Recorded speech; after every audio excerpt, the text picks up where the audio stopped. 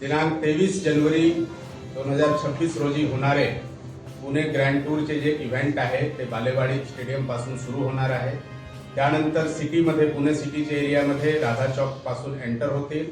त्यानंतर राधा चौक नंतर युनिव्हर्सिटी चौक नंतर राजीव गांधी सेतू वरून परत युनिव्हर्सिटी चौक आणि अशा प्रकारचे सिटीचे डिफरंट भागमध्ये ते दिवशी जे आहे ते सायकलिस्टचे रॅली जाणार आहे। त्यामुळे त्या दिवशी ट्रॅफिकचे जास्त डिस्टर्बन्स राहणार आहे। यासाठी हे जे आहे ते वाहतूक विभागाकडून जास्तीत जास्त प्रयत्न करण्यात येत आहे की कमीत कमी इनकन्व्हिनियन्स लोकांना होतील।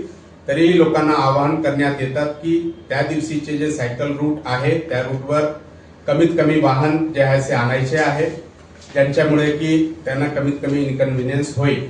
त्या दिवशी जे आहे पूर्ण शहराचे स्कूलला पण बंद करण्यात येत आहे। यांच्यासाठी वेगळे आदेश जे आहे ते जारी होत आहे आणि लोकांना आवाहन करण्यात येत आहे की हे इव्हेंट जे आहे आपला पुणेचेच इव्हेंट आहे, त्यामुळे पोलीस आणि प्रशासनाला लोकांनी सहकार्य करावा आणि हे चुकी 12 वाजेपासून ट्रॅफिक बंद होणार आहे, त्यामुळे त्यांनी अत्यावश्यक जे काही त्यांना लागणारी वस्तू आहे त्यांचे 12 वाजेचे पूर्वीच जे आहे ते खरेदी वगैरे करून घ्यावा आणि त्यांचे जे आहे ते आवश्यक काम जे आहे 12 ते पूर्वी आटोपून घ्यावा।